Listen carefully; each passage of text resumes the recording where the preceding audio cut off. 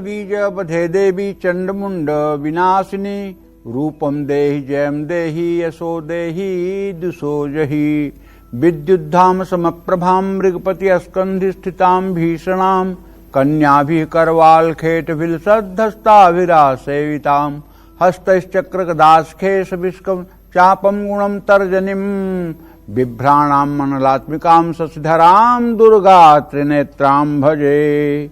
जय मां विंध्यवासिनी, आपकी जय हो। नवरात्र में दुर्गा सप्तशती हम सभी पढ़ते हैं, लेकिन दुर्गा सप्तशती का पूर्ण लाभ पाने के लिए उसका पाठ कैसे किया जाना चाहिए, ये जानना आपको अति आवश्यक है। दुर्गा सप्तशती का पाठ किस जगह बैठकर करना सबसे ज्यादा शुभकारी होता है। दुर्गा सप्तशती पूरी नहीं पढ़ सकते हैं तो फिर इसका पाठ करने की विधि क्या होनी चाहिए। आज ये बहुत खास, बहुत अनूठी जानकारियां कालचक्र में पंडित सुरेश पांडे जी आपको देने वाले, और दुर्गा सप्तशती बाकायदा हमारे पास यहां पर मौजूद भी है, तो जरूर ध्यान से देखिए आज का ये बेहद विशेष एपिसोड। और नवरात्र में खासकर दुर्गा सप्तशती का पाठ करने से हमारे जीवन में कौन से चमत्कारिक परिवर्तन संभव है, जो असंभव को भी संभव कर दे, उस पुस्तक का नाम है दुर्गा सप्तशती। पंडित जी, मैं क्या सही कह रही हूं? एकदम 100% कैसे देखते हैं आप दुर्गा सप्तशती को? दुर्गा सप्तशती ऐसा तंत्र है जिससे इस त्रिलोकी में कोई भी कार्य असंभव नहीं है। सृष्टि से संहार तक का कार्य करने में दुर्गा सप्तशती सक्षम है। समस्त विश्व का भरण पोषण करने में दुर्गा सप्तशती सक्षम है। इसके 700 मंत्र, 700 सिद्ध मंत्र हैं। एक एक मंत्र इसका अपने आप में सिद्धि और विशिष्टता रखता है। दुर्गा सप्तशती कोई साधारण ग्रंथ नहीं है। मार्कंडेय पुराण में वर्णित चमत्कारिक देवी महात्म मां दुर्गा के अलग अलग स्वरूपों का वर्णन करता है। दुर्गा सप्तशती का विधि पूर्वक किया गया पाठ जीवन में अन्न, धन, वस्त्र, यश, शौर्य, शांति और मनोवांछित फल प्रदान करता है। श्री दुर्गा सप्तशती नारायण अवतार श्री वेदव्यास जी द्वारा रचित महापुराणों में मार्कंडेय पुराण से लिया गया है। इसमें 700 मंत्रों का समावेश होने के कारण इसे सप्तशती कहा गया है। सप्तशती माने 700। दुर्गा सप्तशती को चंडी पाठ के नाम से भी जाना जाता है।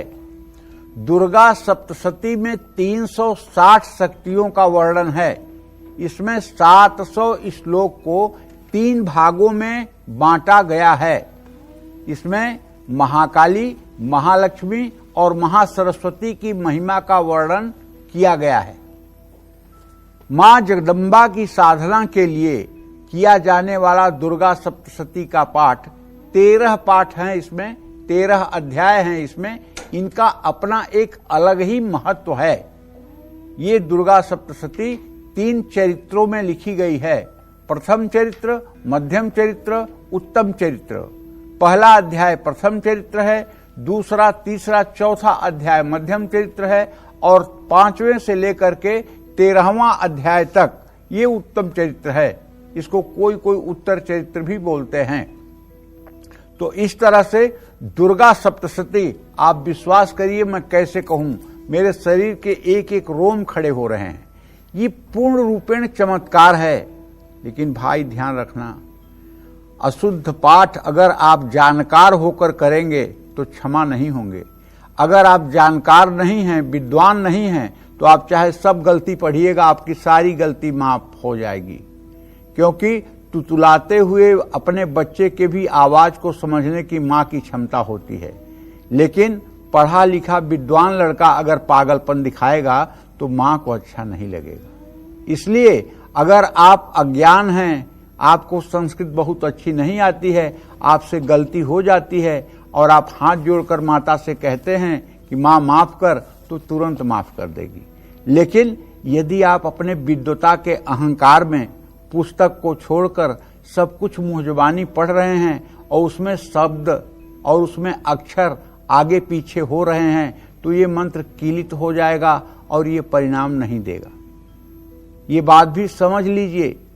और दुर्गा सप्तशती का ठीक ढंग से अनुष्ठान करने के लिए किसी दुर्गा साधक के पास बैठ करके श्रद्धा पूर्वक इसकी साधना को सीखना चाहिए। और ध्यान रखिए, मैं अपने सभी दर्शकों से कहता हूं, आप दुर्गा सप्तशती पढ़िए या ना पढ़िए, लेकिन गीता प्रेस की एक दुर्गा सप्तशती सचित्र अपने घर में जरूर रखिए। ऐसा मैं इसलिए कह रहा हूं कि इसमें दुर्गा के 9 रूपों का चित्र वर्णन है।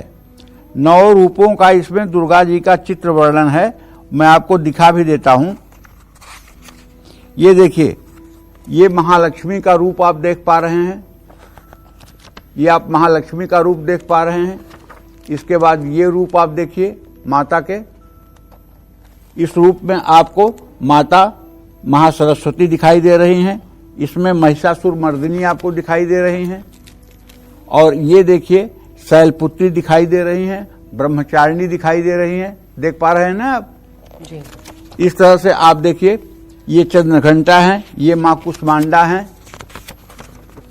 ये स्कंद माता हैं, ये कात्यायनी हैं, ये माँ कालरात्रि हैं, और ये माँ महागौरी हैं, ये माँ सिद्धिदात्री हैं, और इनके साथ 9 देवियां हैं।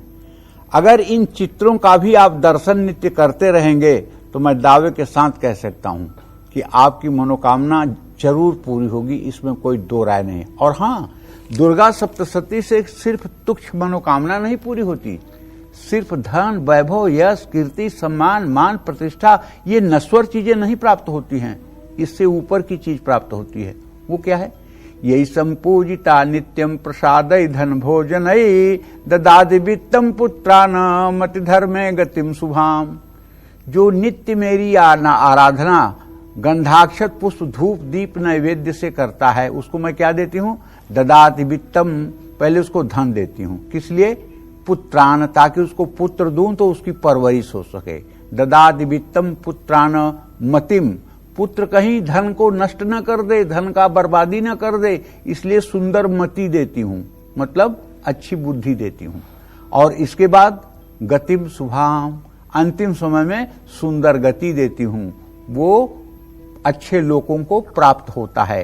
नरकादि और कीट पतंगे जैसी योनियों में जाने से उसकी सुरक्षा करती हूं। तो ये 12वें अध्याय का मंत्र है। यही संपूजिता नित्यम प्रसादय धन भोजनय ददादि वित्तम पुत्रान मति धर्मे गतिम शुभाम। तो जो माता आपको उत्तम गति दे सकती है, ऐसी जगत जननी जगदम्बा की शरण तो हो लिया जाए, क्यों ना। और माता सद्य प्रसन्न होने वाली है। दूसरे देवताओं की उपासना में तो बड़ा श्रम है, लेकिन माता तो तत्काल प्रसन्न होने वाली हैं। इसलिए कलयुग में चंडी और गणेश की उपासना का सबसे ज्यादा महत्व कहा गया है। जय मां विंध्यवासिनी। यानी चमत्कार आपके जीवन में है, आपके पास है, लेकिन आपको पता नहीं है। ये ऐसी स्थिति है। पंडित जी, मैंने ऐसे कई लोगों को देखा है जिनके पास दुर्गा सप्तशती है, लेकिन कहीं घर में रखी हुई है, मतलब लाए हैं, उसका महत्व भी समझते हैं। तो ये बताइए आज कि रखा कैसे जाना चाहिए, कहाँ रखा जाना चाहिए? एक तो दुर्गा सप्तशती, कुछ लोग ऐसे होते हैं जो संस्कृत पढ़ नहीं सकते, तो वो पाठ नहीं कर पाते, लेकिन फिर वो क्या करते हैं, और ऐसे बड़े संपन्न लोग भी मैंने देखे जो, मान लीजिए आप बताते हैं जैसे चतुर्थ अध्याय पढ़ना है, तो वो उसको जो हिंदी उसकी परिभाषा लिखी हुई है समझाते हुए, वो उसी का पाठ कर लेते हैं, क्योंकि संस्कृत नहीं पढ़ सकते हैं। तो ये दोनों चीजों पर जवाब दीजिए कि ये कितना लाभकारी है वाकई, अगर सिर्फ आप उसकी परिभाषा पढ़ लेते हैं तो भी, और दूसरा इसको रखने का तरीका क्या होना चाहिए? दुर्गा कहाँ रखी जानी चाहिए? देखो, पहली बात तो ये बता दूं कि दुर्गा सप्तशती को लाल रेशमी कपड़े में लपेट करके अपने पूजा स्थान में एक लकड़ी का ऐसा स्टैंड आता है जिसपे किताबें पढ़ी जाती हैं, आपने भी देखा होगा। वो बंद कर दीजिए तो बंद हो जाएगा, खोल देंगे तो विक्ट्री के आकार का वी बन जाता है, और उसी में किताब रख करके पढ़ी जाती है। दुर्गा सप्तशती हाथ में लेकर जब पढ़ी जाती है तो उसका फल आधा हो जाता है। इसलिए दुर्गा सप्तशती को हर समय पीठ पर अर्थात चौकी पर ही रख करके पढ़ना चाहिए, और किताब पढ़ने का जो स्टैंड होता है उस पर रखकर पढ़ा जाना सबसे अच्छा है। पढ़ने के बाद पुस्तक को लाल रेशमी कपड़े में लपेट करके रखना चाहिए, और पूजा करते समय पुस्तक की पहले पूजा कर लेनी चाहिए और पुस्तक की गंधाक्षत पुष्प धूप दीप नैवेद्य से पूजन करके तभी इसको माथे पर लगा करके इसको पाठ करना चाहिए। रही बात आशा कि जो लोग संस्कृत नहीं जानते हैं, जिन लोगों के लिए संस्कृत पढ़ना बहुत दुर्गम है, वो लोग अगर हिंदी में भी पाठ करें तो विश्वास करो चमत्कार हो जाएगा और एकदम चमत्कार हो जाएगा। एक चमत्कार मैं तुम्हें बताता हूं। सन 84 में जब दिल्ली में मतलब कि उपद्रव हुआ था इंदिरा गांधी जी के मरने के बाद, तो यहां से एक व्यक्ति उन मतलब की परिस्थितियों का शिकार हो करके और हमारे यहाँ जहां मैं रहता था गोपीगंज में, वहां गया था और वो लोगों से भटक रहे थे, इधर उधर अपना सहयोग वहयोग मांग रहे थे। तो हमसे मुलाकात हुई, हमने उनको देखा तो उनको पता चला कि मैं पंडिताई भी करता हूं। तो उन्होंने हमसे कहा कि हमारे लिए जीवन के लिए मार्गदर्शन बताइए। तो उस समय मुझे कुछ नहीं सूझा। मैंने कहा कि आप ऐसा करिए कि दुर्गा सप्तशती का जो चौथा अध्याय है वही चौथे अध्याय का रोज सुबह शाम पाठ करिए। बोले मुझे तो पढ़ना नहीं आता। हमने कहा आप हिंदी में पाठ करिए। और वो गए, चले गए, बात खत्म हो गई। 7-8 साल के बाद वो वहां जाकर के अच्छे ठेकेदार हो गए, अच्छी चीजों की सप्लाई करने लगे, संपन्नता आ गई, गाड़ी हो गई, सब व्यवस्था ठीक हो गई। तो एक बार उन्होंने अपने घर मुझे बुलाया, मैं घर गया तो जिस कमरे में मैं सोया था उसी कमरे में पूजा स्थान था। पूजा स्थान में बैठकर पति पत्नी, और मैं सो रहा था, पूजा स्थान में बैठकर पति पत्नी, और ये मतलब कि दुर्गा सप्तशती का चौथा अध्याय वो लोग मोहजबानी हिंदी में बोल रहे थे। अब चूंकि सरदार और पंजाबी लैंग्वेज बड़ी मीठी लग रही थी उनकी बात, मैं तुरंत जाग गया। मैंने सुना सारी बात। उसके बाद मैंने पूछा कि आप लोग पाठ कब से कर रहे हैं? कहें जब से आपने बताया तब से कर रहे हैं, कंठस्थ हो गया है। हमने कहा अच्छा। कहें हाँ, उसी से पूरी दुनिया बदल गई है। आज आप जो देख रहे हैं, जब हम आपसे मिले थे तो क्या थे, आज हम मतलब कि माता की कृपा से यहाँ पहुंचे हुए हैं। तो जानता जानता वापी बल पूजा प्रतिकृता, जानता अनजानता, मतलब माता जो है सबको प्यार करती हैं, बशर्ते आपकी योग्यता के अनुसार आपको प्यार करती हैं जी। हाँ, शंकराचार्य को अहंकार हुआ कि अद्वैत एक ब्रह्म है, दूसरा कुछ नहीं है। शंकराचार्य को, आज जगत गुरु शंकराचार्य को ये हुआ कि अद्वैत एक ब्रह्म है, बाकी जगत मिथ्या है, कुछ नहीं है। माता ने कहा अच्छा, अपनी ताकत का आभास करा दे देती हूं। और ज्यों जंगल में विचरण कर रहे थे त्यों तेजी से उन्हें प्यास लगी। और प्यास एक ब्रह्म है मतलब क्या? उनको पंडित जी, इसको थोड़ा सा और समझाइए। एको ब्रह्म जगत मिथ्या, मतलब एक ईश्वर ही सत्य है, बाकी कोई सत्ता नहीं है चराचर जगत में।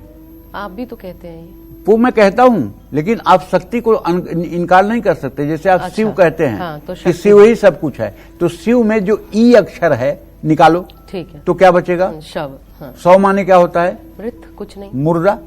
तो शिव में भी शक्ति है ना जी। इसी तरह से विष्णु में भी शक्ति है, इसी तरह से कृष्ण में भी शक्ति है। कृष्ण में राधा आह्लादिनी शक्ति है, राम में सिया जी शक्ति है। शक्ति है ना जी, हाँ जी, शक्ति के बिना कुछ नहीं। ठीक है। तो कहने का अभिप्राय ये कि बहुत तेजी से शंकराचार्य को प्यास लगी, और प्यास लगी तो जाकर के देख रहे हैं एक सुंदर सरोवर। वहां एक सुंदर 16 वर्ष की अति सुंदरी कन्या खड़ी है, और उसको देख करके किनारे पर वहां आनंद लहरी की एक श्लोक बोलते हैं शंकराचार्य। मुखे ते तांबूलम नयन युगले क जलकला ललाटे कश्मीरम बिलसति गले मौक्तिकलता स्फुरत कांची साटी पृथुकटि तटे हाटकमयीं भजामि त्वाम गौरी नगपति किशोरी मविरतम। पहले तो श्रृंगार रस का वर्णन कर रहे थे कि आपके मुंह में पान शोभा पा रहा है, आपकी आंखों का काजल शोभा पा रहा है, आपके कमर की करधनी कितनी अच्छी है, आपके गले का हार कितना अच्छा है। लेकिन इतना बोलते बोलते उनको समझ में आ गया कि और कोई नहीं, ये नगपति किशोरी हिमालय की पुत्री मां पार्वती हैं। और प्रणाम कर लेते हैं, और आंख खुलती है तो न सरोवर है, न तालाब है, न प्यास लगी है। तो ये जगत जननी जगदम्बा की शरण तो सबको ही होना चाहिए। ये आंखें हमारी जो पलक झपकती है और खुलती है, उठती है, इसमें जो शक्ति काम करती है वही शक्ति है।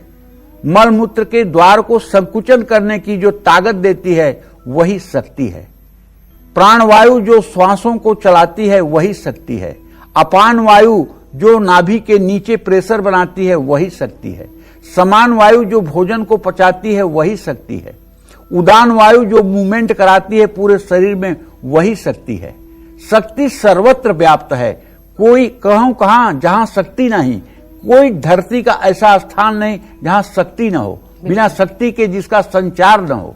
तो कहने का आशय यह है कि अगर आपको संस्कृत पढ़ना नहीं आता है तो कोई बात नहीं, लेकिन अगर आपके अंदर जिज्ञासा है संस्कृत पढ़ने की तो आज के युग में तो भैया दुर्गा सप्तशती को आप YouTube पे सुनिए, उसमें शुद्ध उच्चारण होगा और आप किताब लेकर पढ़ते रहिए।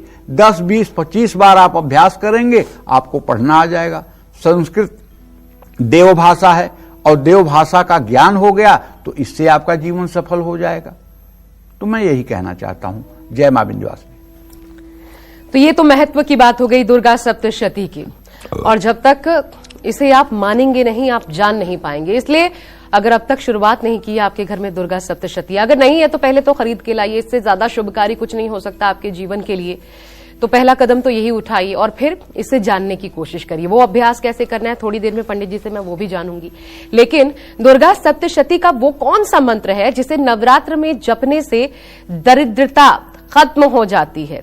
सबसे बड़ा संकट जो आप कहते हैं, नहीं दरिद्र सम दुख जग माही, तो पंडित जी कौन सा मंत्र है जो दारिद्रता खत्म कर? दुर्गे स्मृता हरस भीतिम से सृजंतौ स्वस्थ स्मृता मति मति वसुभान ददासी दारिद्र दुख भयहारणिका तो धन्या सर्वोपकार करणाय सदार्द्र चित्ता। अरे भाई, मैं तो एक ऐसे व्यक्ति को जानता हूं जो CRPF में बहुत बड़े पद पर है और उसका इंटरव्यू होना था। बस उसने इस मंत्र को पूरी रात किया था और सुबह जाकर इंटरव्यू देके आया और उसका सिलेक्शन हुआ। पंडित जी, कुछ लोग कहेंगे कि ये मतलब ये अंधविश्वास। बिल्कुल अंधविश्वास नहीं, ये शक्ति है जो निगेटिव ऊर्जा को आपके बदल करके पॉजिटिविटी में बदलती है। अच्छा। मंत्र जाप मम दृढ़ विश्वासा पंचम भगति सुवेद प्रकाशा। मंत्र जप एक मंत्र चीज ऐसी है, जैसे आपकी अगर मैं प्रशंसा करूं तो आपके रोम रोम खिल जाएंगे और आप प्रसन्न हो जाएंगी, आपके चेहरे का मुखमंडल बदल जाएगा। और अगर आपकी मैं निंदा करूं और आपको अनुचित शब्दों का प्रयोग करूं तो आपके चेहरे पर तुरंत कालिमा छा जाएगी और आप गुस्से में आ जाएंगी। इसी तरह से जब स्तोत्रम कस्य न तुष्यते, जब स्तोत्र कहा जाता है तो शरीर के रोम रोम में पुलकावली होती है और पॉजिटिव शक्ति का संचार होता है। शरीर की नकारात्मक शक्तियां समाप्त हो जाती हैं और पॉजिटिविटी आते ही व्यक्ति हर कार्य में सफल हो जाता है। मुख प्रसन्न तन तेज विराजा मानहु अपर गिरि न कर राजा। अरे मुख पर प्रसन्नता, तन में तेज जब विराजमान होगा, इसमें अंधविश्वास कैसा? बिल्कुल। गोस्वामी तुलसीदास जी भगवान श्री राम सवरी से कहते हैं, पंचम भगत सुवेद प्रकाशा मंत्र जाप मम दृढ़ विश्वासा। मंत्र जाप में मेरा दृढ़ विश्वास है। तो मंत्रों का जाप कैसे अंधविश्वास हो सकता है? आप मंत्रों को बोल के देखिए, प्रयोग करके देखिए। अगर आपको लगे कि अंधविश्वास है और आपके जीवन में परिवर्तन नहीं हो रहा है तो आप कहिए।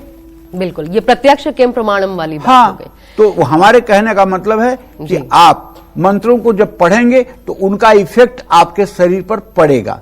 जय मां विंध्यवासिनी। और उसका आभास आप खुद कर पाएंगे। जी। अब किसी भी प्रकार की चिंता है आपके जीवन में, वो चिंता कैसे दूर होगी, उससे जुड़ा कौन सा मंत्र है दुर्गा सप्तशती में, बात इसकी भी करेंगे। दुर्गा सप्तशती के बारे में पंडित जी, वो कौन सा मंत्र है जो चिंताओं को खत्म कर देता है? आप किसी भी प्रकार की चिंता हो, पहला अध्याय उससे क्या असर पड़ता है, ये चीजें बताइए शुरुआत, क्योंकि पहले अध्याय से ही अगर कोई करे। पहला अध्याय जो है इसको हमारे यहाँ प्रथम चरित्र कहते हैं। पहले अध्याय का नाम जो है प्रथम चरित्र है। दुर्गा सप्तशती के पहले अध्याय का पाठ करने से सभी प्रकार की चिंताएं दूर होती हैं। दुर्गा सप्तशती के दूसरे अध्याय का पाठ करने से किसी भी तरह की शत्रु बाधा दूर हो जाती है और अगर कोई मुकदमा है तो उसमें भी विजय प्राप्त होती है। दुर्गा सप्तशती के तीसरे अध्याय का पाठ करने से शत्रुओं का दमन होता है। दुर्गा सप्तशती के चौथे अध्याय का पाठ करने से जगत जननी जगदम्बा अपना दर्शन देती हैं। दुर्गा सप्तशती के 5वें अध्याय का पाठ करने से भक्ति, शक्ति और देवी के दर्शन का आशीर्वाद मिलता है। दुर्गा सप्तशती के 6ठे अध्याय का पाठ करने से दुख, दारिद्र्य, भय दूर होता है। दुर्गा सप्तशती के 7वें अध्याय का पाठ करने से सभी मनोकामनाएं पूर्ण होती हैं। जैसे दुर्गा सप्तशती के पहले अध्याय का पाठ करने से चिंता दूर होती है। तो दुर्गा सप्तशती के पहले अध्याय में क्या है? पहले अध्याय में है कि एक सूरथ नाम का राजा है। कोला विध्वंसी लोग आकर के उसके राज्य पर आक्रमण करते हैं और उसके राज्य को छीन लेते हैं और वो भाग करके जंगल में चला जाता है। जंगल में साधना करने लगता है, पूजा पाठ करने लगता है और वहीं उसकी मुलाकात एक समाधि नाम के वैश्य से हो जाती है। उसका नाम था समाधि। समाधि नाम का वैश्य और सूरथ राजा दोनों आपस में वार्ता करते हैं। समाधि नाम का वैश्य चिंतित है कि मेरे बच्चे पता नहीं दुकान कैसी चलाते होंगे, कहीं उधार न ज्यादा बांट देते हों, कहीं मेरा व्यवसाय न चौपट हो रहा हो, और राजा को अपने राज्य की चिंता होती थी। दोनों एक दूसरे से अपनी बात को कह करके और सदा चिंतित रहते थे। एक दिन सूरथ नाम के राजा ने कहा समाधि नाम के बनिया से कि चलो यहीं थोड़ी ऊंचाई पर एक मेधा ऋषि रहते हैं, उन मेधा ऋषि के पास चलते हैं और हम लोगों के चिंता का समाधान उनके पास होगा। वहां जाते हैं। मेधा ऋषि कहते हैं कि देखो, चिड़िया और पंछी भी, पशु भी अपने बच्चों की परवरिश करते हैं, लेकिन वो उम्मीद नहीं करते हैं कि उनके बच्चे उनके बुढ़ापे में उनकी सेवा करेंगे। और हम मनुष्य कितने स्वार्थी हैं कि हम बच्चों की परवरिश करते हैं तो उम्मीद लगाते हैं कि बच्चे बुढ़ापे में हमारी सेवा करें। ये हमारा स्वार्थ है जो बिल्कुल नितांत गलत है। तो उन लोगों ने कहा लेकिन महाराज ऐसा हम लोगों के मन में विचार आता क्यों है? तो उन्होंने बताया कि ये योग माया का प्रभाव है और योग माया ने पूरे समस्त जगत को मोहित कर रखा है। कौन है योग माया? तो जिसने भगवान श्री हरि विष्णु को 12,000 वर्षों तक की निद्रा में डाला और जब ब्रह्मा विष्णु से मिलने गए तो उनके कान से 2 दैत्य निकले, मधु और कैटभ, जो ब्रह्मा को मारने के लिए उद्यत हुए। जब ब्रह्मा को मारने के उद्यत हुए तो ब्रह्मा ने उस समय निद्रा देवी की स्तुति की और निद्रा देवी जब प्रसन्न हुई और भगवान विष्णु के शरीर से हटी और भगवान विष्णु जागृत हुए तो उन्होंने उन दोनों मतलब कि मधु कैटभ नाम के दैत्यों का वध किया। ये पहले अध्याय की पूरी कहानी है। अब इसको इस तरह से लीजिए। सूरथ, सुंदर हो रथ जो, क्या सुंदर रथ है? 10 इंद्रियों से युक्त ये शरीर जो है सुंदर रथ है। समाधि क्या है? मन का प्रभु में एकाकार होने की स्थिति का नाम समाधि है। ठीक है। कोला विध्वंसी क्या है? रोग है। जब ये शरीर रोग से पीड़ित हो जाता है अर्थात इसका राज्य छिन जाता है और जब आपको पता चल गया कि आप कैंसर के पेशेंट हैं, अब 6 महीने का टाइम आपके पास है, अब तो शरणागति कर लो, अब तो भगवान याद आएंगे ना। तो कोला विध्वंसी मतलब रोग, समाधि मतलब चित्त की स्थिति का एकाग्र होना, मेधा प्रज्ञा शक्ति के ऊपर का नाम मेधा शक्ति है। जो बुद्धि की सबसे पराकाष्ठा है उसको मेधा कहते हैं, मेधावान उसको मेधा कहते हैं। तो जब ये समाधि एकाग्र चित्त हो करके वहां अपना उत्तर चाहता है ये सूरथ, तो वहां से उत्तर मिलता है। क्यों माया मोह में फंसे हुए हो? ये जगत सपना है, यहां सबको एक दिन जाना है, कोई नहीं है। योग माया के बल से ये पूरा जगत मोहित हो रहा है। क्यों मोहित हो रहे हो? पंडित जी, मैं आपसे एक बात पूछूं। हाँ, आपके तमाम जो दर्शक हैं, भक्त हैं, सब जानेंगे।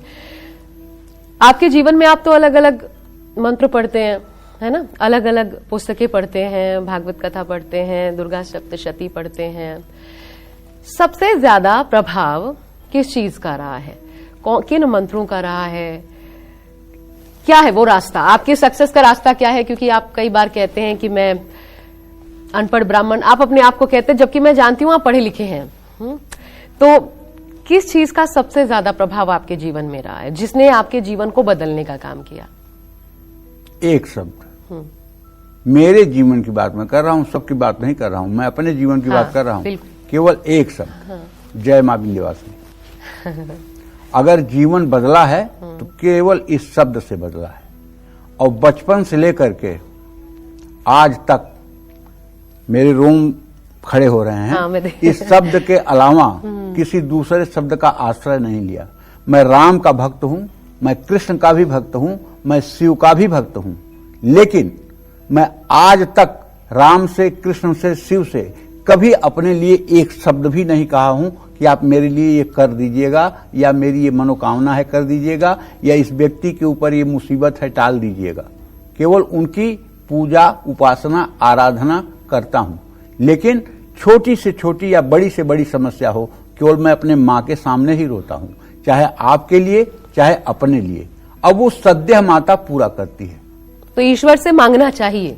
ईश्वर से क्यों नहीं मांगना चाहिए, लेकिन मांगने में एक शर्त रखना चाहिए। क्या?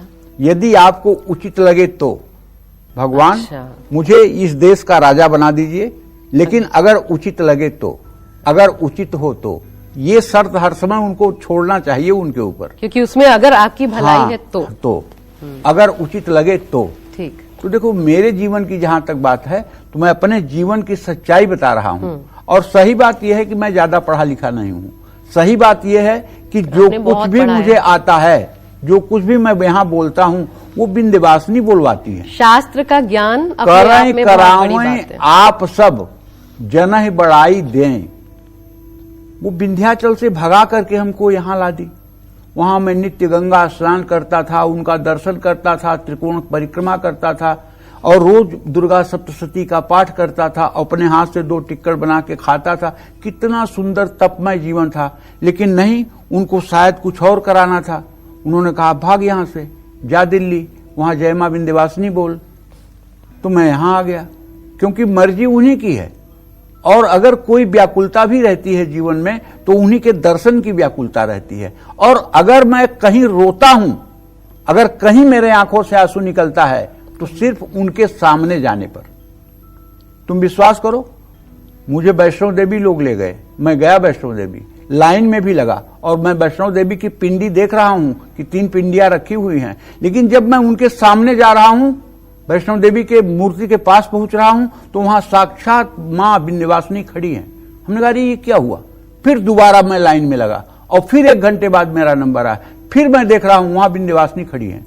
हमने कहा हे मां, अब बस तेरी ही शरणागति, और कोई शरणागति नहीं, बस तेरी ही शरणागति। जब तू सब जगह तू ही तू है, तो तेरे अलावा आप कहीं नहीं। ये विश्वास करो। देखिए, जीवन में अनेक प्रकार के कष्ट इंसान को होते हैं, और आज का ये विषय इसलिए जरूरी है क्योंकि मैं फिर आपको याद दिला दूं, दुर्गा सप्तशती ये किताब अगर हम आपके सामने लेकर उपस्थित हैं, आज बैठे हैं, तो इसका आभास आपको कराने के लिए कि जीवन में संकट आते हैं, उस पर इंसान रोता है और सोचता है कि उसके सामने कोई द्वार ही नहीं है, करे क्या? एक अनिश्चितता होती है। लेकिन उस अनिश्चितता में भी जो आपको राह मिल पाए, उस किताब का नाम है दुर्गा सप्तशती। वो जरिया है दुर्गा सप्तशती। अलग अलग प्रकार की समस्याएं पंडित जी जीवन में आती है। एक समस्या है भय आने की। बड़े सारे लोग होते हैं, इनको मानसिक स्थिति से जोड़िए या क्या कहूं मैं, आप बताइएगा, कि अकारण भय होता है कि कोई हत्या कर देगा, कोई सामान चुरा लेगा, कोई मेरा बुरा करना चाहता है, या मुझ पर भूत प्रेत का साया है। ऐसे अलग अलग प्रकार के भय होते हैं लोगों के जीवन। ये जो भय है, इसका कोई निदान है? भय पहली बात तो जान लो क्यों आता है। भय आता है गुप्त पाप से।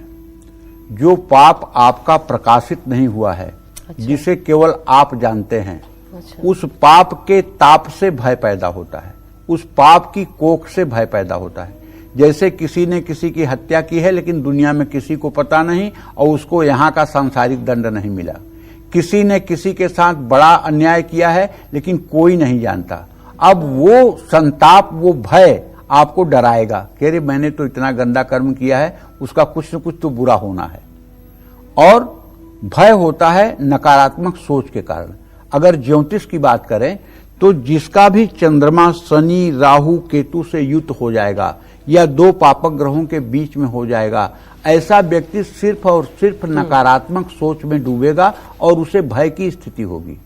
ऐसे में अगर एक मंत्र दुर्गा सप्तशती का है, ओम सर्वस्वरूपे सर्वे से सर्वशक्ति समन्विते भयभ्यस्त्राहिनो देवी दुर्गे देवी नमोस्तुते, अगर इस मंत्र का 108 बार रोज जप कर लिया जाए सुबह शाम, तो मैं दावे के साथ कहता हूं, चाहे आपको सिजोफ्रेनिया की बीमारी हो, भ्रम की बीमारी हो, तब भी आप मुक्त हो जाएंगे। और आपके मन में अगर भय लगे और इस मंत्र को 5 बार आप उच्चारित कर दीजिए, तब भी आपके शरीर से भय दूर हो जाएगा।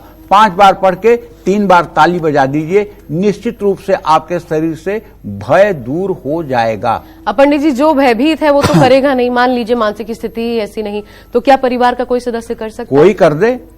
इस मंत्र का उच्चारण उस व्यक्ति के पास बैठ करके और 5 मिनट जोर जोर आवाज में कर दे, जैसे कोई व्यक्ति मर रहा है, ठीक है, मरणावस्था में है, और उसके बगल बैठ करके आप राम नाम, राधा नाम, कृष्ण नाम का संकीर्तन कर दें और उसके कानों में शब्द चले जाएं, तो निश्चित रूप से उसको लेने के लिए यमदूत नहीं आएंगे, भगवान के पार्षद आएंगे।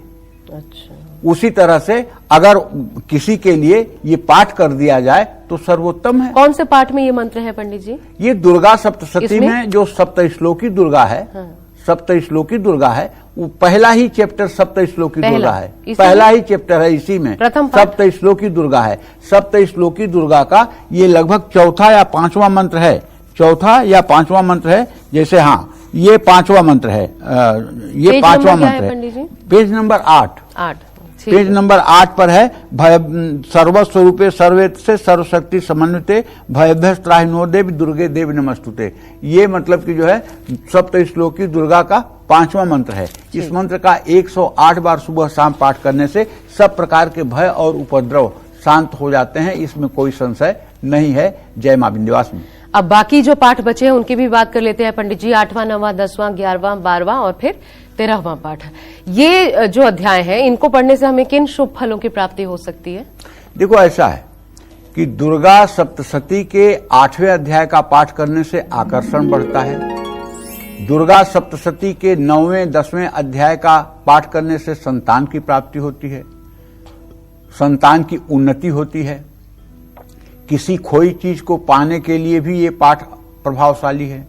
दुर्गा सप्तशती के 11वें अध्याय का पाठ करने से हर तरह की भौतिक सुविधा प्राप्त होती है। दुर्गा सप्तशती के 12वें अध्याय का पाठ करने से मान सम्मान और यश बढ़ता है। बड़ा अजब गजब का 12वां अध्याय है आशा जी। 12वें अध्याय को अगर तन्मयता पूर्वक पढ़ करके और इसके अर्थों पर मनन चिंतन किया जाए तो सारी महिमा आपको पता चल जाएगी। क्या है पंडित जी 12वां अध्याय? 12वां अध्याय दुर्गा उपासना का ही एक महात्म है। 12वां अध्याय दुर्गा उपासना से ही जुड़ा हुआ एक अध्याय है और ये 12वां अध्याय, इसमें देवी के बहुत ढेर सारे मतलब की जो है चरित्रों का वर्णन है। विद्युद्धाम समप्रभाम मृगपति स्कंध स्थिताम भीषणाम कन्या भी करवाल खेट धस्ताभिरा सेविताम हस्त चक्र गदासखेट विस्कन चापम गुणम तर्जनिम बिभ्राणाम मंडलात्मिकाम ससधराम दुर्गा त्रिनेत्राम भजे। तो कहने का मतलब, जो लोग 12वें अध्याय से माँ की स्तुति करते हैं जी। वो इसी अध्याय में आता है। सर्वाबाधा विनिर्मुक्तो धन धान्य सुतान्वित मनुष्यो मत प्रसादे न भविष्यति न संशय। दुर्गा की आराधना से सभी बाधाओं से मुक्ति मिलती है। भविष्यति न संशय, भविष्य में किसी प्रकार की संशय नहीं होती है। ये 12वें अध्याय का 13वां श्लोक है। तो कहने का मतलब ये है कि ये भूत प्रेत की अगर बाधा है तो दुर्वृत्ता नाम शेषा नाम बलहानि करम परम रक्षोद्भूत पिशाचा नाम पठना देवनाशनम।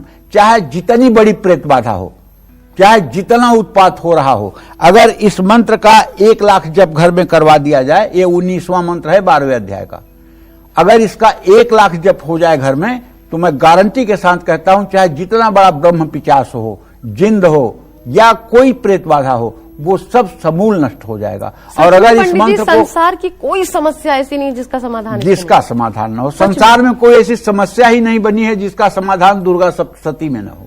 संसार की कोई ऐसी समस्या नहीं है जिसका समाधान दुर्गा सप्तशती में न हो। और सबसे बड़ी दुर्गा सप्तशती की उपलब्धि बताता हूं। भगवान श्री कृष्ण के बारे में देवी भागवत में लिखा गया है कि 4 वेद, 6 शास्त्र, 18 महापुराण आप पढ़ लीजिए, लेकिन आप भगवान श्री कृष्ण को तभी जान पाएंगे जब वो आपको जनाना चाहेंगे।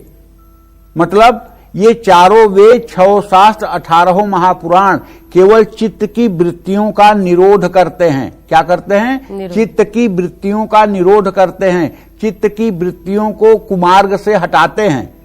लेकिन भगवान की कृपा भगवान की ही कृपा से मिलती है। लेकिन दुर्गा सप्तशती एक ऐसा साधन है कि इसका साधन पूर्ण होने पर अनायास भगवान श्री कृष्ण की शरणागति आपको मिल जाती है और आप मोक्ष पद के अधिकारी हो जाते हैं। जय मां विंध्यवासिनी। एक 13वां जो अध्याय बचा पंडित, 13वें अध्याय का पाठ करने से मोक्ष की प्राप्ति होती है। निश्चित रूप से जो मनुष्य के जीवन का परम लक्ष्य होना चाहिए मोक्ष, उस मोक्ष की प्राप्ति होती है 13वें अध्याय का पाठ करने से। जय मां विंध्यवासिनी। दुर्गा सप्तशती में मां के बारे में कहा गया है, काला भ्राभाम कटाक्षर रिकुल भैदाम मौली बंधेन्दु रेखाम शंखम चक्रम कृपाणम त्रिशिखमपि करैरु द्वहंतिम त्रिनेत्राम। पंडित जी, ये जो रूप का वर्णन किया गया है इसे जरा बताइए। ये चतुर्थ अध्याय का, हाँ, जो चतुर्थ अध्याय का ये पहला ध्यान है। हाँ, ये चतुर्थ अध्याय का ध्यान है। काला भ्रामा कटाक्षर कुल भैदाम मौल बंधेन्दु रेखाम। माँ को इस रूप में आप चक्रम कृपाणम। हाँ, माँ को इस रूप में विचारिए। तो ये चतुर्थ अध्याय का जो है पहले में ही है। हाँ, ओम काला भ्रामाम कटाक्षर कुल भैदाम मौल बंधेन्दु रेखाम शंखम चक्रम कृपाणम त्रिशिखम कैरुंधति त्रिनेत्राम सिंह स्कंधाधिराम त्रिभुवन मखिलम तेजसा पूरयंतिम ध्याये दुर्गा जयाख्याम त्रिदश परिवृताम देवी सेविताम सिद्ध कामय। सिद्धि की इच्छा रखने वाले पुरुष जिनकी सेवा करते हैं, देवता जिन्हें सब ओर से घेरे रहते हैं, उन जया नाम वाली दुर्गा देवी का ध्यान करें। उनके श्री अंगों की आभा वाले मेघ के समान श्याम हैं। वे अपने कटाक्षों से शत्रु समूह को भय प्रदान करती हैं। उनके मस्तक पर आबद्ध चंद्रमा की रेखा शोभा पाती है। वे अपने हाथों में शंख चक्र कृपाण और त्रिशूल धारण करती हैं। उनके 3 नेत्र हैं। वे सिंह के कंधे पर चढ़ी हुई हैं और अपने तेज से तीनों लोकों को परिपूर्ण कर रही हैं। इसका अर्थ ये होता है। जय मां विंध्यवासिनी। माँ के पूरे रूप का एक साथ दर्शन हो जाता है और इसी तरीके से उस चौथे अध्याय की शुरुआत होती है। अब क्या दुर्गा सप्तशती को हमेशा ऊंचे स्वर में पढ़ना चाहिए? क्या मंद स्वर में किया गया दुर्गा सप्तशती का पाठ ज्यादा लाभकारी होता है, या फिर मानसिक पाठ का फल हमें सबसे ज्यादा प्राप्त होता है? पंडित जी, सबसे सही तरीका क्या हो? देखो, दुर्गा सप्तशती का पाठ करने का अलग ही विधान है जी। पहली बात, दुर्गा सप्तशती के कुछ अध्यायों को उच्च स्वर में, कुछ अध्यायों को मंद स्वर में और कुछ अध्याय को शांत मुद्रा में बैठ करके पाठ करना श्रेष्ठ माना गया है। जैसे कीलक मंत्र जो है दुर्गा सप्तशती के पहले, उसको शांत मुद्रा में बैठकर मानसिक पाठ करना अच्छा होता है। देवी कवच को उच्च स्वर में पढ़ना अच्छा होता है। अर्गला स्तोत्र का प्रारंभ उच्च स्वर में और समापन शांति मुद्रा में करना चाहिए। देवी भगवती के कुछ मंत्र, यंत्र और तंत्र, ये मतलब कि जो है संपूर्ण दुर्गा सप्तशती के स्वर विज्ञान का एक हिस्सा है और इसे किसी भगवती के साधक से समझना चाहिए। देखिए, कोई जप या पाठ 4 प्रकार से किया जाता है। पहला है बैखरी, बैखरी माने बोलकर। दूसरा है दूसरा है मध्यमा, मध्यमा माने कि आप बोलते हैं तो आपका केवल ओठ हिलता है। तीसरा है पश्यति, मतलब केवल देखकर। और चौथा है परा, परा माने आपके मूलाधार से, आप पढ़ेंगे नहीं लेकिन आपके मूलाधार से शब्द निकलते रहेंगे। ये सिद्धावस्था की स्थिति है। जब कोई व्यक्ति सिद्ध हो जाता है तो उसके सामने केवल पुस्तक रखे रहिए और उसके मूलाधार चक्र से सारे शब्द निकलते रहेंगे। ये सिद्ध अवस्था की स्थिति है। अमूमन जो लोग पाठ करते हैं वो लोग दो ही क्रम में पाठ करते हैं, बैखरी और मध्यमा में। बैखरी माने बोलकर, मध्यमा माने होठ चलते रहें, ठीक है। इसके बाद पश्यति माने केवल देखकर, और परा माने ये मूलाधार चक्र में निवास करने वाली जो कुंडलनी शक्ति होती है वहां से आवाज निकलती है। जप भी इसी प्रकार से 4 प्रकार का होता है और पाठ की भी विधा 4 प्रकार की है। तो जहां जैसी अवस्था हो वहां वैसा करना चाहिए। जय मां विंध्यवासिनी। और मानिए जीवन में किसी प्रकार की विपत्ति का आपको सामना करना पड़ रहा है, अचानक से कोई विपत्ति आप पर टूट पड़ी है, तो ऐसे में इसे दूर करने के लिए किस मंत्र का जाप सबसे ज्यादा लाभकारी होता है? पंडित जी, विपत्ति के समय किस महामंत्र का जाप करें? देखो, अगर विपत्ति में देवी देवता का ध्यान हो जाए और विपत्ति में अगर भगवान याद आ जाए, विपत्ति में अगर देवी देवता याद आ जाए, बहुत लोगों को नहीं आते हैं। अब जैसे द्रौपदी का जब चीर हरण शुरू हुआ तो उन्हें पहले तो कृष्ण नहीं याद आए। पहले तो उनको लगा कि मेरे 5 पति इतने महारथी हैं, ये बचा लेंगे। जब 5 पतियों की तरफ से निराशा हुई तो उनको लगा नहीं, हमारे तो भीष्म पितामह हैं, धर्म के साक्षात प्रतिमूर्ति हैं, ये जरूर बचाएंगे। जब उनसे भी निराशा हुई तो उन्हें लगा मेरे ससुर हैं धृतराष्ट्र, इनके सामने इनकी बहू नंगी होगी तो ये कैसे अच्छा होगा, ये जरूर बचाएंगे।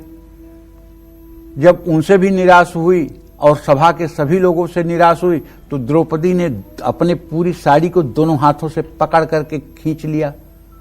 तब भी दुशासन ने हाथ से छुड़ा लिया साड़ी, तो उन्होंने अपने दांत के नीचे साड़ी दबाई और दांत से भी जब खींच लिया साड़ी, तब उन्होंने दोनों हाथ उठा करके कहा, हे कन्हाई खिंची जाए सारी, पर अभी तक उघारी नहीं है। लाज जाती है माधव हमारी, पर अभी तक उघारी नहीं है। तो उनकी टेर सुनते ही तत्काल वो आ गए और वस्त्रावतार हो गया। और तो और उन्होंने यहां तक कहा कि अरे कृष्णा, अगर जरूरत पड़ी और वस्त्र कम पड़ा तो मैं अपना पीतांबर तेरे ऊपर डाल के खुद दिगंबर हो जाऊंगा। ये मेरे केवल भगवान करते हैं। जानती हो, हमारे भगवान भक्तों के लिए अपना रंग बदल देते हैं, अपना रूप बदल देते हैं। भक्तमाल की एक कहानी है, उदयपुर राजस्थान में एक इस समय जगदीश मंदिर है। पहले ये मंदिर चतुर्भुज रूप मंदिर के नाम से प्रसिद्ध था। आज के 300 साल पहले की कथा है आशा। वहां एक देवाजी नाम के पंडा पुजारी रहते थे। वो पढ़े लिखे नहीं थे, केवल भगवान चतुर्भुज का पूजन करते थे और उनको भोग प्रसाद चढ़ाते थे, शयन कराते थे और नित्य उसी से उनकी आजीविका चलती थी। और वहां महाराणा वंश का कोई न कोई राजा शाम को आकर के और भगवान का दर्शन करता था और उसके गले में जो है वो माला जो भगवान के गले में रहती थी वो उसके गले में माला डाल दी जाती थी और भगवान को शयन लगा दिया जाता था। एक दिन महाराणा को आने में देर हुई और देवाजी ने आरती वगैरह करके भगवान को शयन लगाया और भगवान का वो माला उठा करके अपने माथे पर रख लिया, अपने सिर पर रख लिया। देवाजी वृद्ध थे, उनके बाल सफेद थे कुछ और जब इतने में महाराणा आ गए, घबरा कर वो मंदिर के अंदर गए और जब मंदिर के अंदर गए तो उनके वही माला उतार कर अपने सर से और ले आके महाराणा के गले में डाल दिया। उनके सफेद बाल उस माला में उलझ गए। ये देख करके महाराणा ने कहा कि महाराज जी, व्यंग में कहा, महाराज जी क्या मतलब कि चतुर्भुज भगवान विष्णु के बाल सफेद हो गए क्या? तो डर के मारे ब्राह्मण ने कहा, हाँ महाराज, भगवान के बाल सफेद हो गए। डर के मारे कि इनके आज्ञा का उल्लंघन कैसे करूं? हाँ महाराज, इनके बाल सफेद हो गए। अच्छा, तो मैं कल सुबह भगवान के केस देखने आऊंगा। अब रात भर देवाजी पंडा रोते रहे, बिलखते रहे, हे प्रभु, मैंने तो अपनी रोजी रोटी चलाने के लिए आपकी पूजा करता हूं और न मैं पढ़ा लिखा हूं, न मैं ज्ञानी हूं, मैं तो आपका पूजा आराधना जैसे बन सकता है करता हूं। मैंने झूठ बोला कि आपके बाल सफेद हो गए हैं। आप तो हर समय किशोर रहते हैं, आपके बाल कैसे काले हो सकते हैं प्रभु? और कल महाराणा आएगा, मुझे पता नहीं क्या सजा देगा। पूरी रात रोते कलपते रहे और सुबह से रोते कलपते गए मंदिर में। और जब मंदिर में जाके देख रहे हैं देवाजी पंडा, तो चतुर्भुज भगवान श्री विष्णु के सारे बाल काले हुए हैं और सफेद हुए हैं, रेशमी। ये देख करके वो वहीं बेहोश हो गए और उनकी बेहोशी की अवस्था घंटों चली। इतने में महाराणा आ गया। उसने कहा कि अरे आप बेहोश क्यों हैं? कहन कि हाँ ऐसे ही हो गए थे प्रभु। कहन कि क्या भगवान के बाल सफेद हैं? कहन आप ही देख लीजिए। महाराणा जाकर देखा बाल सफेद। कहा ये तो पंडित जी ने कुछ दिमाग लगाया होगा, रेशम वोशम का बाल चिपका दिया होगा जी। एक बाल ऐसे पकड़ा और जब जरा सा बाल खींचा तो वहां भगवान कृष्ण 4 भुजाओं के रूप में हैं। भगवान कृष्ण की ही प्रतिमा है, 4 भुजाओं में है। वो जगदीश मंदिर के नाम से अब जाना जाता है, पहले चतुर्भुज रूप मंदिर, और किला के ठीक सामने है, उदयपुर के किला के ठीक सामने ऊंचाई पर वो मंदिर है। अच्छा। तो नाक सिकोड़ा भगवान ने, जब बाल खींचा तो नाक सिकोड़ा भगवान ने। इस पर भी ध्यान नहीं दिया महाराणा ने और जोर से बाल को खींच करके उखाड़ लिया। उसमें से 2-3 बूंद खून निकला। ये देख करके महाराणा वहीं बेहोश हो गया और घंटों तक बेहोश रहा। उसके बाद चतुर्भुज रूपधारी श्री कृष्ण ने साफ स्पष्ट आकाशवाणी की कि अब कोई भी उदयपुर का नरेश अगर इस मंदिर में आएगा और दर्शन करने के लिए आएगा तो इनका सर्वनाश हो जाएगा। तभी से उदयपुर का कोई राज परिवार का व्यक्ति जो गद्दी पर बैठता है वो जगदीश मंदिर में जाकर के वो दर्शन पूजन नहीं करता है। तो भगवान अपने भक्तों को बचाने के लिए अपना रंग, अपना रूप बदल लेते हैं, अपना स्वभाव बदल लेते हैं। अहम भक्त पराधीनो, भगवान कहते हैं अहम भक्त पराधीनो, मैं अपने भक्त के अधीन हूं, मैं अपने भक्त से बाहर नहीं हूं, बस भक्ति करने वाला चाहिए। अहम भक्त पराधीनो, मैं अपने भक्त के अधीन हूं। जय मां विंध्यवासिनी। पंडित जी, विधि मैं जरूर जानना चाहती हूँ आपसे। जब हम इतनी दुर्गा सप्तशती की बात कर रहे हैं, अलग अलग विधियां क्या हैं दुर्गा सप्तशती के पाठ की? देखिए, दुर्गा सप्तशती के पाठ की अलग अलग विधि जो है उसको आप जान लीजिए। एक है वकार विधि। इस विधि से नवरात्र के पहले दिन दुर्गा सप्तशती के पहले अध्याय का पाठ करना चाहिए। नवरात्र के दूसरे दिन तीसरे, तीसरे और चौथे अध्याय का पाठ करना चाहिए।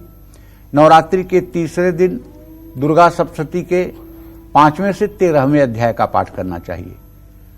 हाँ, लेकिन अगर आप रोज इतना पाठ करने में सक्षम नहीं हैं तो चौथे दिन चौथे अध्याय का पाठ करें और नवरात्रि के चौथे दिन दुर्गा सप्तशती के 5वें, 6वें, 7वें, 8वें अध्याय का पाठ करें। नवरात्रि के 5वें दिन दुर्गा सप्तशती के 9वें और 10वें अध्याय के 2 पाठ करें। नवरात्रि के 6ठे दिन दुर्गा सप्तशती के 11वें अध्याय का पाठ करें। नवरात्रि में 7वें दिन दुर्गा सप्तशती के 12वें, 13वें अध्याय का 2 पाठ करें। एक आवृत्ति सप्तशती की होती है, इससे अष्टमी के दिन घर में हवन करें और नवमी के दिन कन्या पूजन करें। लेकिन जो दुर्गा साधक हैं उनके लिए मेरी ये बात नहीं है, क्योंकि आप मन ही मन मुझे गाली दे रहे होंगे, पता है क्यों? क्योंकि शास्त्र सम्मत विधान ये नहीं है। शास्त्र सम्मत विधान ये है कि पहले दिन आप पहले अध्याय का पाठ करेंगे, अगर आप नहीं एक दिन में पूरा पाठ कर सकते। दूसरे दिन आप द्वितीय अध्याय का विनियोग करके दूसरे, तीसरे, चौथे अध्याय का पाठ करेंगे और तीसरे दिन आप विनियोग करके 5वें अध्याय में और 5वें अध्याय से 13वें अध्याय तक का पाठ करेंगे। अगर इसमें त्रुटि होती है तो इसमें पाठ छिद्र हो जाता है, पाठ छिद्र हो जाता है जो फल नहीं देता है। पाठ करने की यही विधा है। लेकिन कुछ लोग ऐसे हैं श्रद्धावान जो 9 दिनों में 13 अध्याय को पूरा करते हैं। भगवती उनकी भी मनोकामना पूरी करती हैं, क्योंकि भगवती दयालु और कृपा की धाम है, इसलिए उनकी भी मनोकामना पूरी करती हैं। ठीक है पंडित जी, अब एक और चीज मैं जानना चाहती हूँ आपसे, रोगों का नाश, क्योंकि ये बड़ी आम सी समस्या हो चली है, अलग अलग उसके कारण भी हैं आज के समाज में। तो रोगों के नाश के लिए दुर्गा सप्तशती में क्या बताया गया है? सबसे उत्तम कौन सा पाठ है जो घर के या तो किसी सदस्य को भी, क्योंकि हर दूसरा तीसरा घर कोई न कोई रोगी और उससे पूरा परिवार परेशान रहता है, ये बड़ी विकट समस्या है। इसके लिए क्या किया जा सकता है? इसके लिए इस समस्या कोई समाधान है दुर्गा सप्तशती? बिल्कुल है, गारंटी के साथ है। अच्छा, आप एक अपने घर में तांबे का हवन कुंड रखिए और तांबे के हवन कुंड में आम, नीम या पीपल की लकड़ियां कपूर से जलाइए और एक अच्छे कांसे के कटोरे में लगभग 4-5 चम्मच गाय का घी, 1 चम्मच चीनी, 1 चम्मच शहद, 1 चम्मच काला तिल मिलाकर चांदी के चम्मच से ओम रोगान शेषान पहंस तुष्टा रुष्टा तुकामान सकलान भीष्टान त्वामाश्रितानाम न विपन्नराणाम त्वामाश्रिता है श्रेताम प्रयांति स्वाहा। अच्छा, इसी मंत्र से 108 बार सुबह शाम हवन करना शुरू करिए। चाहे कितना भी असाध्य रोग से आपका पेशेंट होगा, आईसीयू में हो, वेंटिलेटर पर हो और चाहे किडनी की डायलिसिस हो रही हो, आप इस मंत्र को करना शुरू करिए और 40 दिनों तक सुबह शाम इस मंत्र को करिए, आपका पेशेंट हंसता हुआ पूजा स्थान में आकर के माँ को प्रणाम करेगा। आप करिए श्रद्धा से। इतने दावे से ही कह रहे हैं? दावे से नहीं, 100% गारंटी से भी कह रहा हूं। बस आपकी श्रद्धा होनी चाहिए, आपको भी विश्वास होनी चाहिए कि मेरी ये आहुति मेरे पेशेंट के रोग को जलाकर भस्म कर देगी, इसमें कोई संदेह नहीं है। आप अग्निहोत्र तो करिए, बैठिए तो सही से। बताइए पंडित जी। तांबे का हवन कुंड हो, उसमें आम, नीम या पीपल की सूखी लकड़ियां हों, नीचे कपूर रख करके उसको जला दीजिए और उसके बाद एक कांसे के कटोरे में 4-5 चम्मच, बड़ा चम्मच देसी घी गाय का ले लीजिए, उसमें 1 चम्मच चीनी, 1 चम्मच शहद और 1 चम्मच काला तिल मिला लीजिए और चांदी के एक बड़े चम्मच से, जिसका मुंह छोटा हो, डंडी 9 इंच लंबी हो, ऐसे चम्मच से उसको मिला करके और हवन करिए इस मंत्र से। ओम रोगान से सानपहन तुष्टा रुष्टा तुकामान सकलान भीष्टान त्वामाश्रितानाम न विपन्न नराणाम त्वामाश्रिता है श्रेताम प्रयांति। 108 बार हवन करिए, सुबह शाम दोनों समय 40 दिन तक करिए। असाध्य से असाध्य रोग हो, असाध्य से असाध्य ऑपरेशन हो, असाध्य से असाध्य स्थिति हो, उसमें भी राहत मिल जाएगी। जय मां विंध्यवासिनी।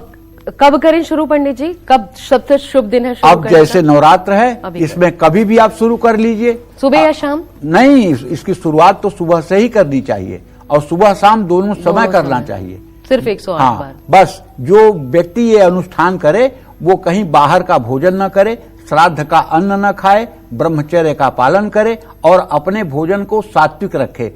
चाहे वो नौकरी दिन भर करे कोई दिक्कत नहीं है, दुकान दिन भर करे कोई दिक्कत नहीं है, लेकिन खान पान आचरण शुद्ध रखे, निश्चित रूप से इसमें मनोकामना पूरी होती है। अब इससे ज्यादा सही और सटीक जानकारी आपको कौन दे सकता है, वो भी इतने दावे के साथ आपको पंडित जी बता रहे हैं। और अब चर्चा को आगे बढ़ाते हैं। नवरात्र में कैसे कपड़े पहनकर, कैसे आसन पर बैठकर और किस तरीके से किया गया दुर्गा सप्तशती का पाठ सबसे ज्यादा फायदा पहुंचाता है, लाभकारी होता है? पंडित जी, ये जो तौर तरीके हैं इस पाठ के, वो जरा विस्तार से बता दीजिए। अब देखो, जिस स्थान पर बैठकर आप दुर्गा सप्तशती का पाठ करने वाले हैं वो बिल्कुल साफ सुथरा होना चाहिए। आपका आसन बिल्कुल धुला हुआ होना चाहिए और ध्यान रखिए आपके आसन का कोई दूसरा व्यक्ति इस्तेमाल न करे, क्योंकि आसन में निगेटिव पॉजिटिव एनर्जी चली जाती है और कोई नकारात्मक व्यक्ति आपके आसन पर अगर बैठा हुआ है, आप उस आसन पर बैठेंगे तो आप उस नकारात्मकता के शिकार हो जाएंगे। पंडित जी, एक सेकेंड, वो तो परिवार में 5 लोग सब पूजा करते हैं। हाँ। तो 2 आसन है। तो दोनों आसन वहाँ पूजा करते हैं, साधना नहीं करते हैं। इस साधना की बात कर रहा हूँ, पूजा की नहीं। पूजा में तो केवल धूप दीप दिखा करके पूजा खत्म हो जाती है। नहीं, पूजा करते हैं तो फिर मानिए उसी वक्त तो दुर्गा सप्तशती का पाठ भी कर रहे हैं। हाँ, तो जो लोग दुर्गा सप्तशती का पाठ करते हैं, परिवार के चाहे वो अलग अलग ही सदस्य हों, सबको अपना आसन अलग रखना चाहिए।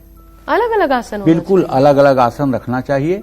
परिवार में सामंजस्य है, सभी सकारात्मक है, तब तो कोई दिक्कत नहीं है। अगर सभी लोग साधक हैं तो कोई दिक्कत नहीं। ऐसे आपस में अनबन है तब? हाँ, आसन जो है शुद्ध ही होना चाहिए और आसन सब प्रकार से अपना ही होना चाहिए, ये उत्तम है। हाँ, और एक बात जान लो आशा, अगर आप विरक्त हैं, विरक्त मतलब आपको घर गृहस्थी दुनियादारी से मतलब नहीं है, तो आपको कुशा के आसन पर या मृगचर्म के आसन पर या बाघंबर पर बैठ करके साधना करनी चाहिए। लेकिन अगर आप सदगृहस्थ हैं और गृहस्थ जीवन में है, पारिवारिक जीवन में है, तो आपको हर समय ऊनी आसन का ही प्रयोग करना चाहिए। कुछ लोग कुशासन की बात करते हैं, मैं उनको बताना चाहूंगा कि ये कुशासन ब्रह्मचारियों के लिए है। कुश का आसन जो है ये ब्रह्मचारियों के लिए है, ये तपोनिष्ठ योगियों के लिए है, आप गृहस्थों के लिए नहीं है। आप गृहस्थ के लिए ऊनी आसन है, ऊनी आसन पे बैठिए और वही पूजा पाठ तब कोई दिक्कत नहीं है ना। अगर परिवार में सामंजस्य है तो आप सभी एक आसन इस्तेमाल कर सकते हैं। और सूती कपड़े पहन करके ही दुर्गा सप्तशती की उपासना करनी चाहिए। दुर्गा सप्तशती का पाठ करने से पहले सभी जरूरी काम पूरा कर लें बीच में, ताकि आपको उठना न पड़े।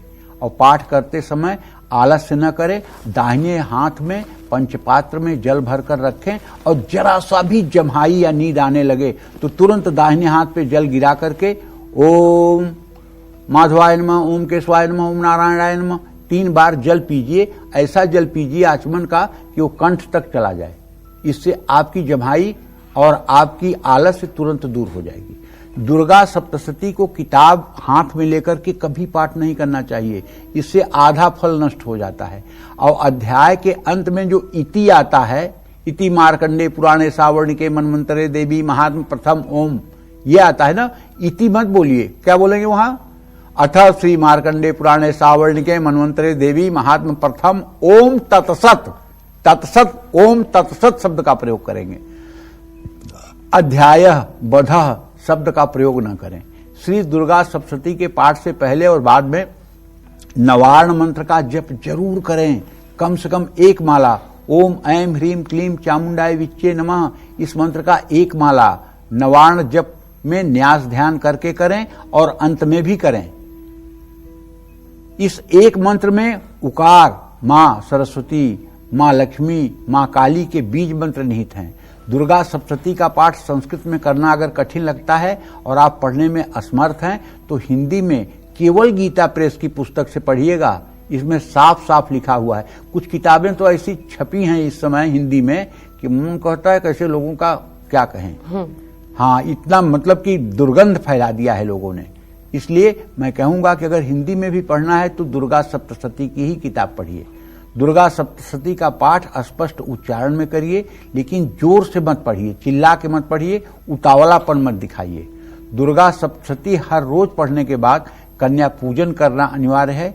कन्या पूजन न कर पाए तो किसी छोटी कन्या को कोई उपहार ही दें, इससे आपका मंगल होगा। जय मां विंध्यवासिनी। अब अगर परिवार से दुख, टेंशन, क्लेश दूर करना है, सुख शांति प्राप्त करनी है, तो नवरात्र में दुर्गा सप्तशती का पाठ कैसे करना चाहिए पंडित जी? क्लेश अगर है, सामंजस्य नहीं बन रहा है और उसकी वजह से तो फिर न घर अच्छा न बाहर अच्छा, तो फिर क्या करें, कौन सा पाठ? दुर्गा सप्तशती के पाठ में कवच, अर्गला, कीलक और तीनों रहस्यों को भी सम्मिलित करना चाहिए। इसको बोलते हैं कर्मकांड की भाषा में खडंग। खडंग माने 6 अंग, षड अंग माने 6 अंग, कवच, अर्गला, कीलक 3 अंग और तीनों रहस्य 6 अंग, यही दुर्गा सप्तशती के खडंग हैं। दुर्गा सप्तशती के पाठ के बाद क्षमा प्रार्थना जरूर करनी चाहिए। श्री दुर्गा सप्तशती के प्रथम, मध्यम और उत्तर चरित्र का कम से कम पाठ करने से सभी मनोकामनाएं पूरी होती हैं। इसे महाविद्या क्रम कहते हैं। दुर्गा सप्तशती के उत्तर, प्रथम और मध्यम चरित्र के क्रमानुसार पाठ करने से शत्रुनाश और लक्ष्मी की प्राप्ति होती है। इसे महातंत्री क्रम कहते हैं। देवी पुराण में प्रातःकाल पूजन और प्रातःकाल ही विसर्जन करने को कहा गया है। रात के समय कलश स्थापना वर्जित है। जय मां विंध्यवासिनी। पंडित जी, 12 बजे के बाद पूजा क्यों नहीं की जाती? 12 के पहले ही क्यों कहा जाता है? और हाँ, जब सुबह हम पूजा करते हैं 12 बजे के बाद हमारा समय जो होता है पितरों का होता है। सबसे उत्तम 12 बजे के बाद का जो आप पूजा करेंगे उसमें पितरों को ही सारी पूजा लगेगी। आप अगर प्रातः काल से पूजा शुरू किए हैं तो पूरे दिन आप कर सकते हैं, तब कोई रुकावट नहीं है। लेकिन अगर आप 12 बजे के बाद ही पूजा कर रहे हैं तो उस पर पितरों का अधिकार है। तो पितरों को अधिकार है तो वो बढ़िया है। बढ़िया कैसे है? पितर तो आप ही के हैं। अरे पितर आपके हैं तो पितरों की प्रसन्नता और भगवान की प्रसन्नता में तो बहुत अंतर है ना। जिसको आप भजोगे उसी को प्राप्त होगे ना। भूत को भजोगे भूत बनोगे, प्रेत को भजोगे प्रेत बनोगे, पितरों को भजोगे पितर को भजोगे, भगवान को भजोगे तो भगवान को पाओगे। तो पितर की जगह अच्छे हैं, लेकिन हमें देवकर्म थोड़ी बंद कर देना चाहिए। इसलिए जैसे कहीं सचंडी यज्ञ हो रहा है तो सुबह सब पूजा 7-8 बजे शुरू हो गई, तो अब तो पाठ तो पूरे दिन चलेगा, तो अब उसमें कोई दोष नहीं हुआ। लेकिन अगर आप नहा धोकर 12 बजे के बाद ही मंदिर में बैठ रहे हैं तो ये पूजा थोड़ी हुई। अच्छा, ये तो फिर बस ऐसे ही ज्यादा बेहतर। हाँ, ये तो ऐसे हुआ कि जैसे मतलब कि जंगल में कोई रोए और कोई सुनने वाला ना हो। और पंडित जी, अगर मानिए 1 घंटे की आपकी पूजा है, 11 बजे आप बैठ रहे हैं और 12 से 1 मिनट 2 मिनट पहले खत्म, तो भी मान्य है? मान्य है, तब तक मान्य है। अच्छा। लेकिन उसके बाद मान्य नहीं है। सबसे उत्तम समय आप क्या बताएंगे? सबसे उत्तम समय ब्रह्म मुहूर्त। मतलब अगर 9 बजे 10 बजे ये नहीं, ब्रह्म मुहूर्त सबसे उत्तम की बात आपने पूछा है तो ब्रह्म मुहूर्त। ब्रह्म मुहूर्त मतलब ब्रह्म मुहूर्त मतलब सूर्योदय से पहले आप शुरू हो जाइए, वो सबसे उत्तम। हाँ, वो सबसे उत्तम है। ब्रह्म मुहूर्त सबसे उत्तम है, क्योंकि उस समय सुषुम्ना नाड़ी चलती है और सुषुम्ना नाड़ी में अगर आपने ध्यान किया और आप समाधिस्थ हो गए आपको लगा कि आपको रबड़ से बांध के किसी ने खींच दिया है, तो वो उस आनंद आप जो है कल्पना नहीं कर सकते, किसी को बता नहीं सकते। अगर सुषुम्ना के प्रवाह में आपने ध्यान किया, अब आपकी समाधि लग गई, तो आपको लगेगा ना जैसे विश्व के राजा आप ही हैं। इतना सुख मिलेगा सुषुम्ना नाड़ी के प्रवाह में साधना। पंडित जी, कार्यक्रम समाप्त करना मैं चाहती हूँ, माँ के ही एक नाम के साथ आप समाप्त कर दीजिए आज का कार्यक्रम। देव्यायया ततमिदं जगदात्म शक्त्या निःशेषै देवगण शक्ति समूह मूर्त्या तामंबिकामखिलं देव महर्षि पूज्या भक्त्या सधता स्म विधतानि शुभानि सान यस्या प्रभावमतुलं भगवान् अनन्तौ ब्रह्मा हरश्च नहि भक्तमूलं बलं च सा चंडिका जगतखिल परिपालनाय नासाय चाशुभयस्य मतिम करोति। जय मां विंध्यवासिनी। पंडित जी, बहुत बहुत धन्यवाद आपका। उम्मीद करते हैं विषय आपको पसंद आया होगा। कल फिर हाजिर होंगे, तब तक पूरी टीम को आज्ञा दीजिए। नमस्कार।